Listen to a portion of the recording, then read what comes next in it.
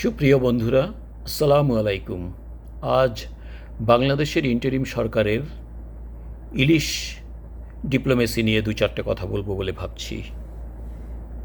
এই সরকার যখন ক্ষমতায় এলো তখন কিন্তু মৎস্য অধিদপ্তর থেকে ঘোষণা করা হয়েছিল যে এবছর ভারতে ইলিশ রপ্তানি করা হবে না।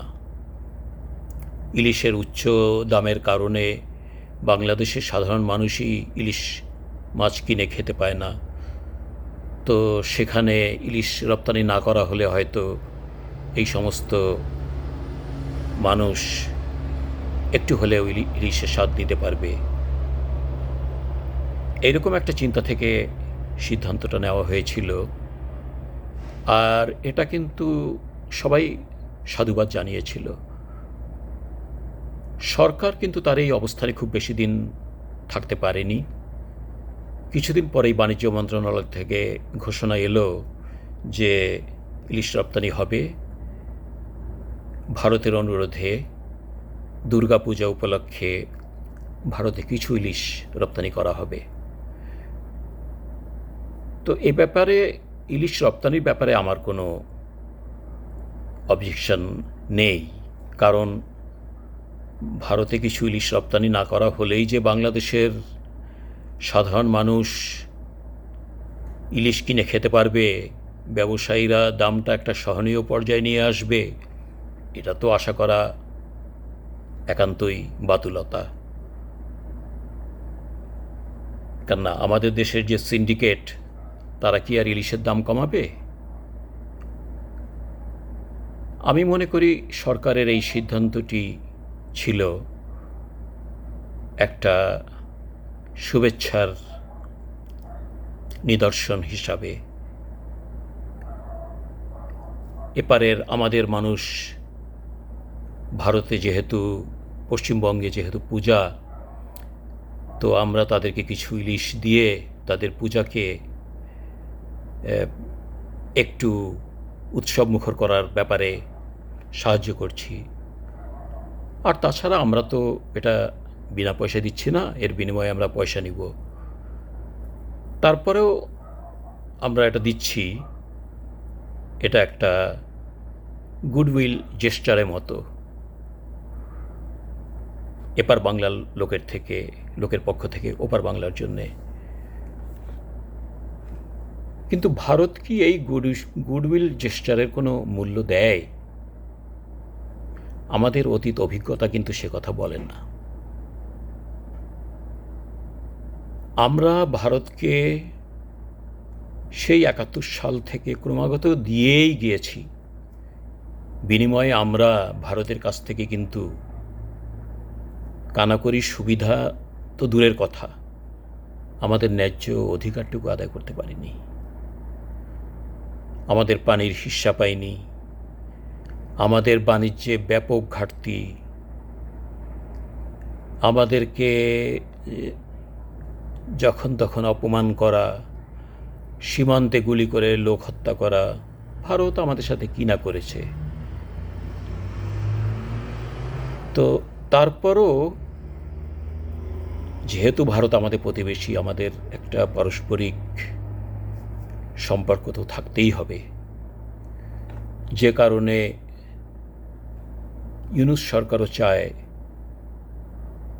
সম্পর্কটাকে একটা একটা সহনীয় পর্যায়ে নিয়ে আসার জন্যে।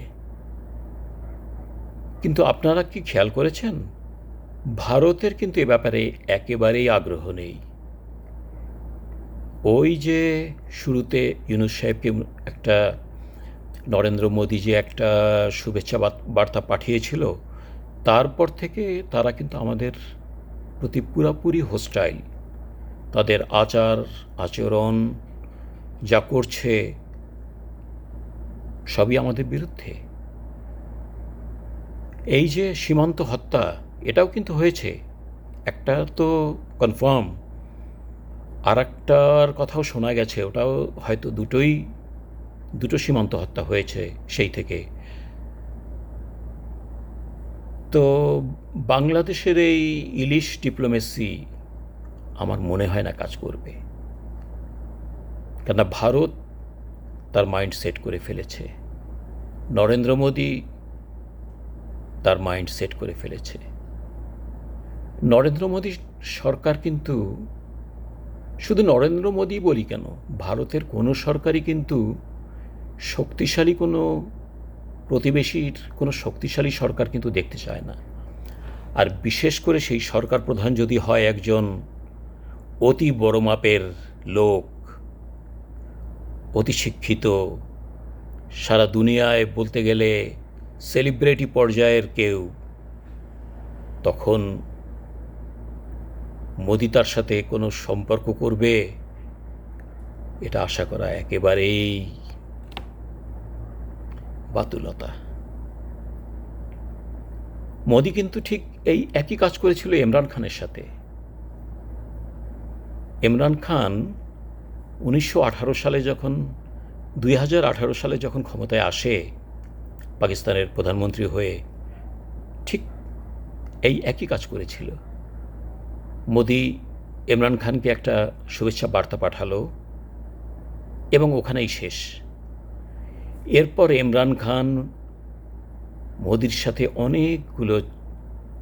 অনেকভাবে যোগাযোগ করার চেষ্টা করেছে, চিঠিতে, টেলিফোনে, দেখা করতে চেয়ে। মোদি কিন্তু কোনো রকম কোনো রেসপন্ড করেনি। ইমরান খান এই পর্যন্ত বলেছে যে আমাদের পারস্পরিক সম্পর্ক উন্নত করা দরকার। মোদি, আপনি যদি এক পা আসেন, আপনি যদি এক পা আগান, পাকিস্তান আপনার প্রতি 2 পা আগিয়ে দেবে। কিন্তু মোদি অনড়, কারণ ওখানেও সেই একই ব্যাপার। ইমরান খান অক্সফোর্ড থেকে পড়াশোনা করা একজন মাথা ঘাড় সোজা করা মানুষ, একজন সৎ মানুষ, একজন সৎ লিডার, যে মোদিকে ভয় পাবে না, মোদির চোখে চোখ রেখে কথা বলবে, যে একজন ওয়ার্ল্ড সেলিব্রিটিও।